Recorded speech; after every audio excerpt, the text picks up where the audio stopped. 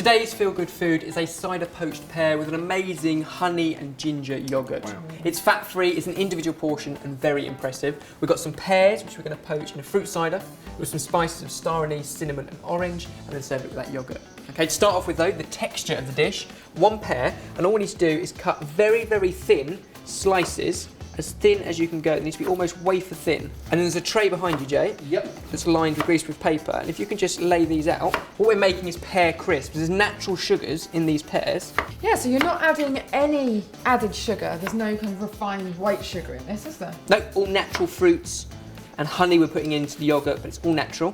So sweet, but not sugary. Exactly that. And you want these perfect sort of wafer thin. You can almost see through them, slices of pear. If you've got a mandolin, you can just do it on that very, very quickly. If not, a sharp knife will do the job. And then they go into an oven at about 80 degrees for 4 or 5 hours, a long time, very, very slow. Yeah. And it draws all the moisture out and you're left with a beautiful pear crisp. Okay, so Jay, if you can get those into the oven when you're done. Yep. And Ruth, we can look at our pears. So if we can just peel them, we want to try and keep the stalk in. Other than that, peel them, keep them whole. Okay. And we need to poach these in our cider. Now this is just a fruit cider. You can use any flavour you want. Apple traditional. This is the mixed berry one. Lovely. So we pour all of that in there, and if you can just turn that on, we'll bring that up to a gentle simmer with a few added spices. So we've got star anise, a couple of those, cinnamon stick, that goes in there. Yep. And the peel of an orange. So if you can just cut round really chunky, we want those bits that can go in there as well. Excellent. And then with the peeled pears, we want to try and take the core out without losing the shape. So put the knife in and sort of cut round that core, and if it's nice ripe pear, it should just pop out, no trouble at all. Twist the knife, okay, that's what you want to get rid of. And then just slice the bottom so you've got a flat surface that later on it will stand up nicely.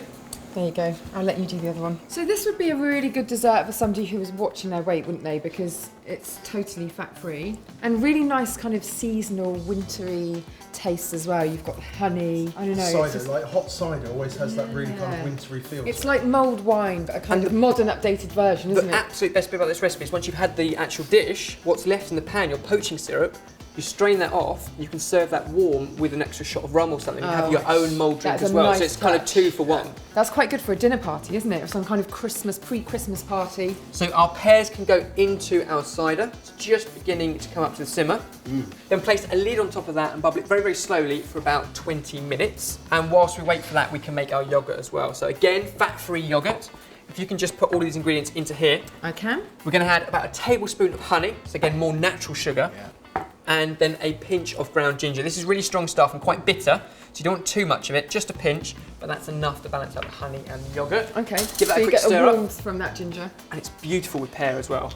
And that's pretty much everything we need. We'll let our pears simmer and soften for about 20 minutes and then show you the amazing, impressive, individual fat-free dessert.